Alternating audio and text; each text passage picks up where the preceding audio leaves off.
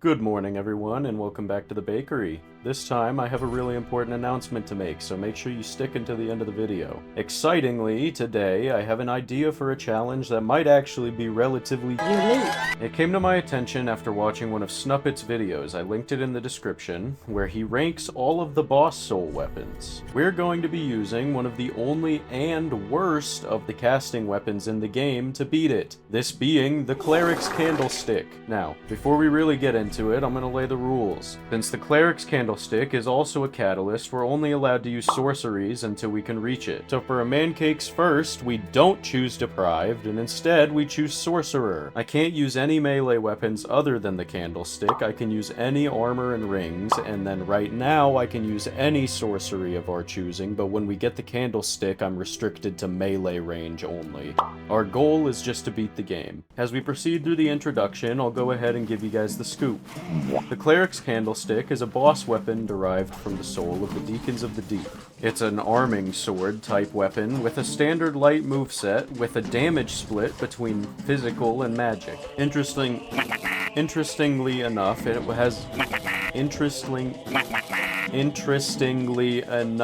it has a base faith requirement of 12, but scales off intelligence. You might be thinking, but that sounds easy. Why don't you do another broken straight sword run? Shut up! The real kicker of the weapon comes from the fact that its heavy attack has been replaced with a casting ability, meaning we can cast sorceries with the sword. However, as you can see here, the damage is already not great, and the sorcery scaling is only marginally better than the sorcerer's staff, the base catalyst you start the game with, which means it is already outpaced by the heretic staff, which you can acquire earlier. On our journey to the Candlestick, we have 5 mandatory bosses to unlock our special member. In order, these are Gundyr, Vort, Greatwood for the transposing kiln, Crystal Sage, and then finally the Deacons themselves. All with only the Sorcerer's Staff and a couple spells. Whew! This one's gonna be a ride. Now that that mouthful's been swallowed, we finish on Gundyr, meet with our haughty girlfriend, spend a decade grabbing the Silver Serpent Ring, travel to Lothric, kill Vort. Hey guys, remember Dark Souls 1? Travel to the Undead Settlement, kill Greatwood, go to the Crucifixion Woods, and realize Crystal Sage has a 40% resistance to magic damage. Holy shit!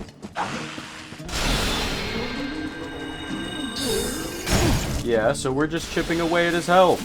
Christ. So we take a break to get our 5 free levels from Yhorm. And take his soul greatsword all the way up to the hand. Then we find Oobleck and grab the Fair and Flash sword. Come again.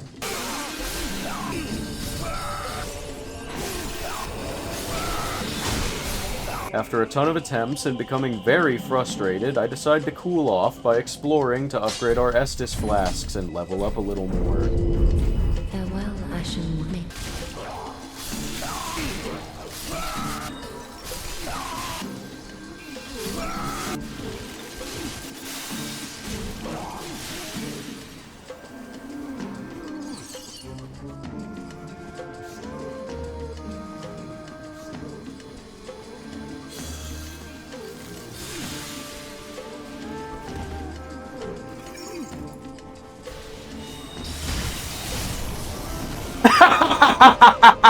Anyway, let's keep moving forward. On the way to the cathedral, we grab the Grasscrest shield for extra stamina regen, talk to a naked man in the...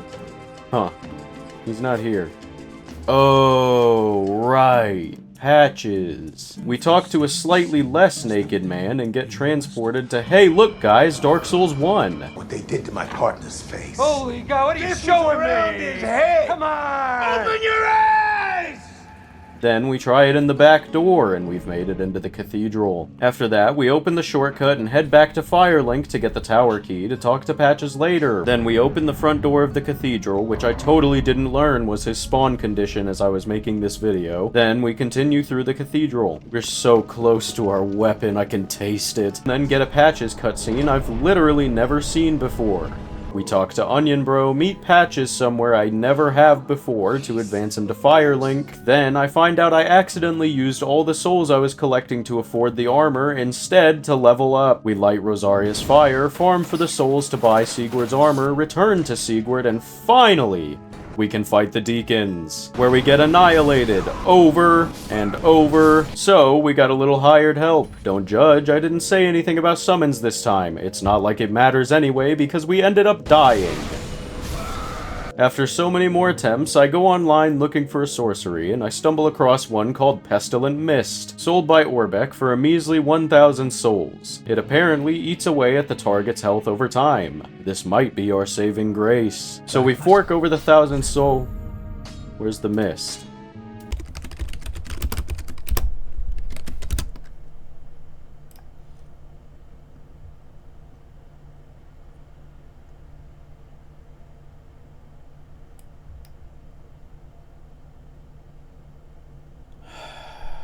So, we found out we need to give Orbeck a scroll first. Shouldn't be too hard. There's one right here, see? They really shouldn't just leave these things lying there. Now we fork over the 1,000 souls and get to finding out I'm 6 points shy of using it.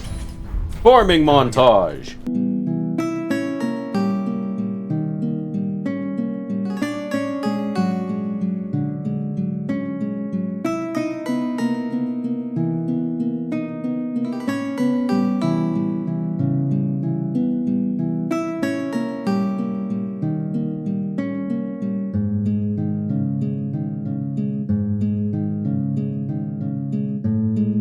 This is definitely going to be the win button. Where has it been all my life?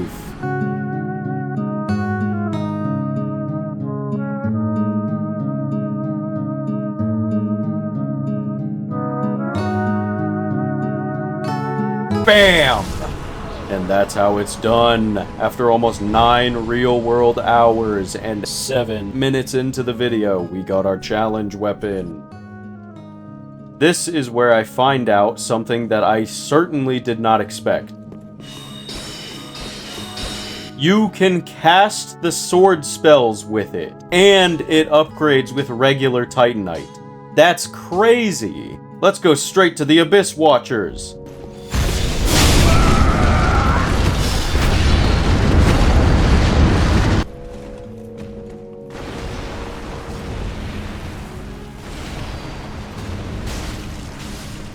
There we go, on to the catacombs. This is actually where I quit for the day so I could start Black Myth Wukong, and I already have a few ideas for that game. Anyway, in the time I wasn't playing, I was thinking now that I have the weapon, should I be allowed to use sorceries? Ultimately, this is where I decided that I can't use any projectile sorceries except for Fair and Dart. And the reason I'm allowing Fair and Dart is because it does, what was it, like 2 damage, I think. This means that I can only use the Fair and Flash Sword, the Soul Greatsword, and Pestilent Mist. Anyway, we make it all the way to the bridge at the end of the catacombs and break it.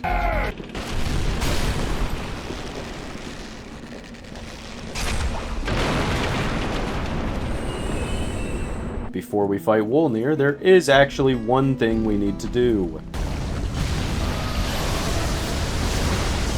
Yes. Now we're getting an extra 50% souls or something. The more the merrier. Anyway, I decide since I'm already down here, I might as well attempt old Demon King. Retreat! Retreat! We'll let him simmer for a bit. Then we kill Horus, and it's off to Wolnir. Ooh, shiny. They had us in the first half, not gonna lie. Into the Boreal Valley, and one step closer to our wedding. We talk to our soon-to-be wife, get the bonfire at the entrance of Irithyll Dungeon, have a rest with the homie, open the shortcut, and it's time for Pontiff. I think this is gonna be the hardest fight of the video, at least for base game. I haven't looked up his stats, but I imagine Sullivan has some really beefy magic resistance. Christ.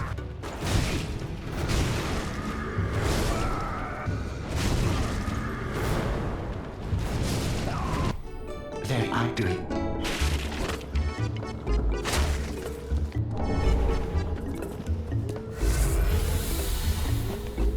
Yeah, boy. Goodbye.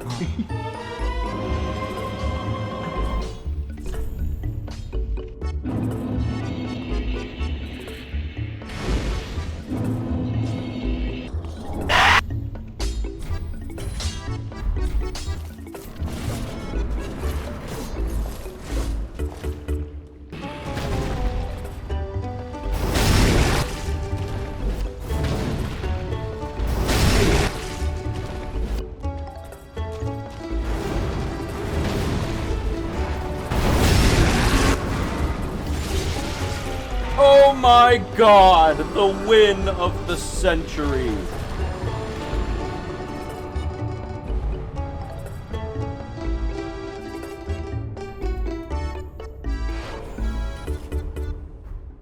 We move on to the Sullivan's Beast that gives us the Fap ring. Then we get married. It's so nice seeing that love can blossom at this age. I decide at this point it's time to branch off and do something else for a bit, like Dancer.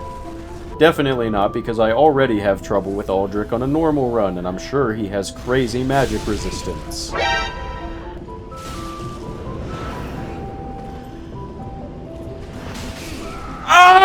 Despite Dancer also having magic resistance, down she goes. You know, this is the first time I realized you can see her face, and I gotta say... We light the bonfire, then head off to Osiris, who I'm sure also has really high magic resistance. Oh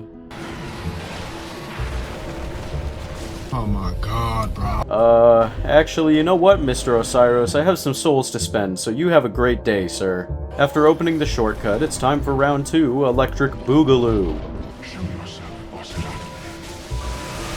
I haven't really mentioned it, but this weapon's damage drop-off needs to be seriously evaluated. It was doing great, then bam, out of nowhere, we're getting rocked. Not much to say about the fight itself. It took like 5 attempts, but mostly because we were doing 80 damage per hit, and his dash hitbox suffers from FromSoft syndrome. Easy fight, as always. We grab the pass of the Disneyland emote and enter the untended graves. Make sure to rate the Fashion Souls down in the comments. We fight Champion Gundyr, one of my favorite fights in the series, and grab what I would argue is just about the most useful item in this game. I decide we've put it off long enough and it's time for an attempt on Aldrich. After a few deaths, I remember we can take out Yhorm instead, although first I have one final step in our master plan. If you've played this game, you'll know that you're encouraged to use a weapon called Storm Ruler to take out Yhorm. While it's entirely possible to take out Yhorm without using this weapon, I don't want to do that. So let's go the easy route and use the workaround. Remember Onion Bro? If you aren't aware, his quest ends with him teaming up with you to kill Yhorm. Basically, our little plan is to draw Yhorm's aggro while our little plump babe scores it up his ass. So we unlock the main shortcut and Disneyland, put on what's probably our endgame armor, rate it in the comments, free Onion Bro from his cell, and it's time!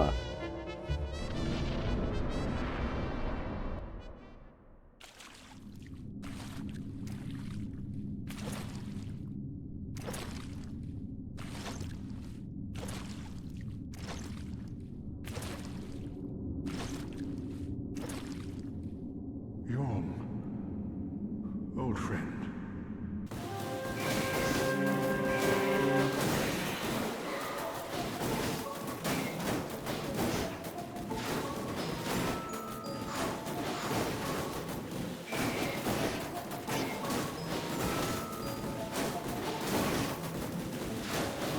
And in the words of the legendary Lemon from the Firebomb Academy of the Backlogs, easy boss. Moving on to Aldrich, of course, regrettably. Despite his long, hard, magic-resistant tail, it wasn't enough to stave off our much shorter but harder magic rod, and another Lord of Cinder is killed. At this point, I was checking with Aiden how many bosses were left in the base game, when I realized we never killed Old Demon King. Let's see how much damage we're doing now. And that's that. On to Disneyland. We kill the Wyvern as easily as anybody else does in this game. Ring the best boss's favorite bell. Naturally, this angers him as it would you or I. Then it's time to try the Nameless King. After 20 minutes, shaky hands, and 165 BPM, we beat Nameless King on our 3rd attempt. God, I love that fight. Then we only really have Lothric Castle left for base game. We've killed every other boss, so all we have are Dragon Slayer armor, Twin Princes, and Soul of Cinder. Here in Lothric, we also collect the last couple Titanite chunks we need to be able to finally reach our weapon's full potential. I somehow had no trouble finding 3 Titanite slabs before this.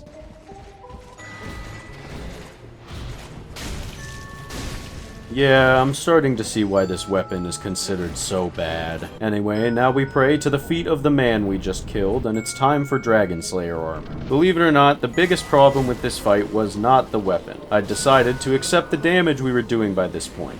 It was the stupid dragon skeletons on the side of the bridge. Jesus Christ, did they make me want to slam my head into a panini press. However, despite this annoyance, we made it out alive. Barely. We find a dead man who conveniently has the exact key we need, and we open the door to the biggest library I've ever been in.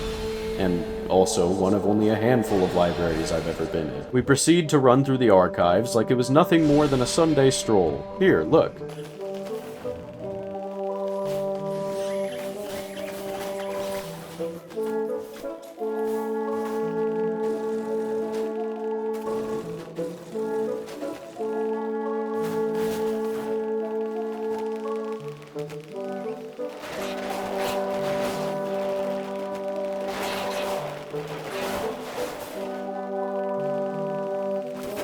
But anyway, it's time for the Twin Princes. The mantle of Lord interests me none. We reach second phase easy and get to see the original Consort Radon and Mick Lester. We die the first time, but win easy peasy the second.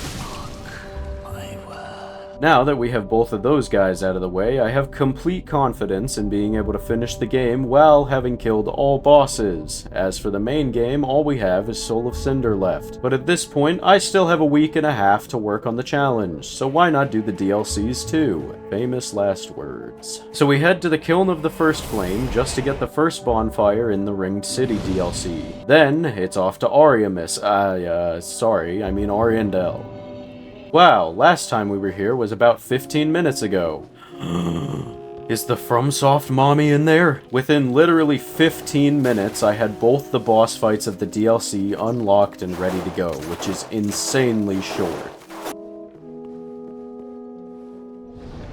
Anyway, we'll start off with the one who I think is way easier, the Champion's Gravetender. I've always been confused on the lore of this boss, mostly because I haven't looked into it, but the next day, on our second attempt, we win. Anyway, all we have left now for this DLC is the one boss that I am absolutely dreading. I have a crazy amount of trouble with her every single time I play this game. Sister Friede. So we summon Gael, for lore reasons, and we head on in.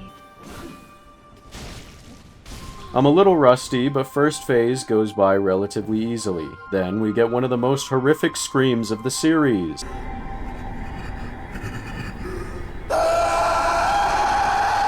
And it's on to the second phase with Uncle Gael by our side. I thought I had a good plan, but it really underperformed and ended up getting me and Gael killed. I took a break over the weekend where I was watching other Dark Souls challenge videos. This is where the great JK Leeds made me realize we have access to the Ring of Steel Protection 3 and the FAP Ring 3. Maybe the extra health and defense will help us out. Seeing as I'm out ring collecting anyway, we also grabbed the Magic Clutch Ring for a 15% boost to our magic damage, which, looking back, I probably should have grabbed, like, way earlier. Well, you live and you learn. After our little ring excursion, we head back to attempt Lady Fried Chicken again. First, we need to summon Gael, completely for lore purposes once again.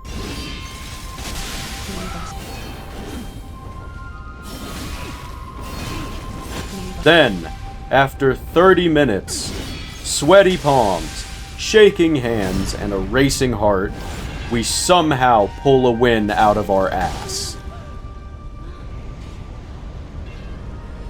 So after we make a quick pit stop for a Firekeeper cuddle, we make our way to another boss I always have trouble against, the Twin Demon Princes. And here we are, being coerced to jump to what is definitely gonna be our death. But we actually ended up doing surprisingly well. I certainly wasn't expecting that. And I can definitely say I wasn't expecting to kill them on our second attempt.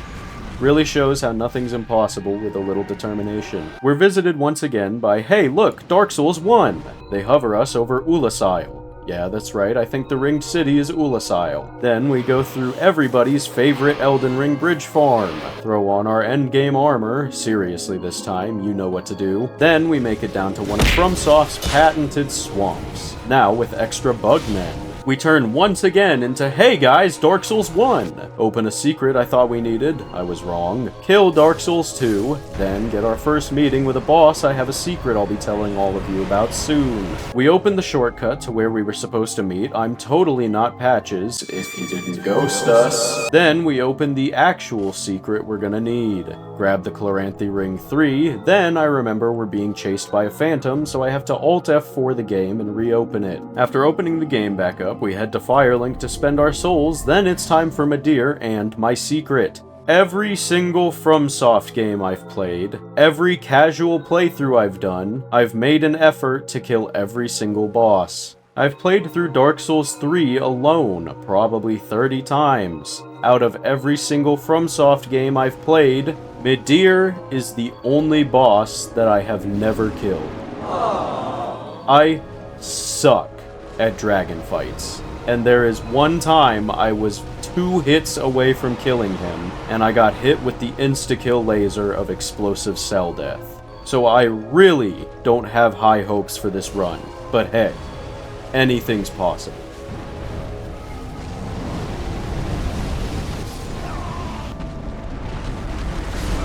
After a few attempts, I decide I want to finish all the other bosses first, then I'll come back to Midir. So next is Light, speared by the complete pushover.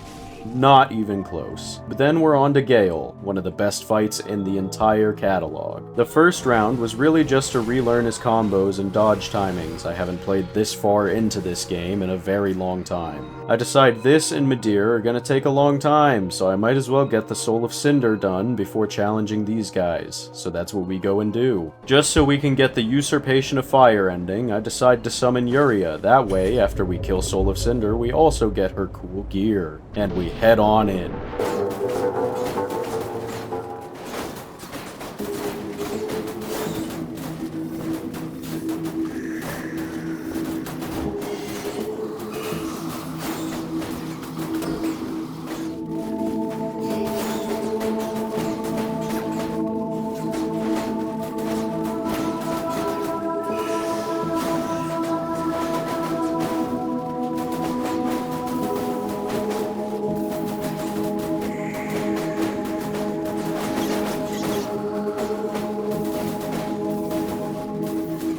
Just to absolutely melt him. We get the only ending I haven't gotten before, and hence we have successfully beaten Dark Souls 3 with not just the Cleric's Candlestick, but what is really the worst boss soul weapon and something you definitely should not spend that soul on. Then we're back once again, as if it was all a bad dream, so we can continue our face-off against a fight I've never finished and the true final boss. We'll start with Gael, I suppose.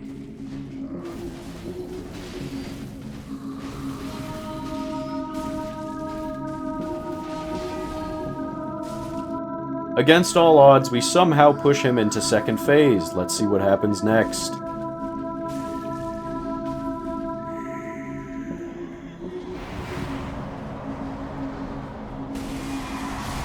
That's enough of that. Just getting to his third phase took almost 20 minutes. No thanks. Time for Midir. It's not gonna happen. As much as I would love my first time killing Midir being with this terrible weapon, it's not gonna happen. So that's it then. We beat the game, but we couldn't beat the challenge. I guess that's all. No, that's not all. We killed Nameless King, we killed Friede, we killed Dancer, Deacons, and Sage. All of them seemed impossible. Gael and Midir are nothing to us, and they're gonna die by our hand. Lightning round! John Dark Soul versus Gael and Midir! Go!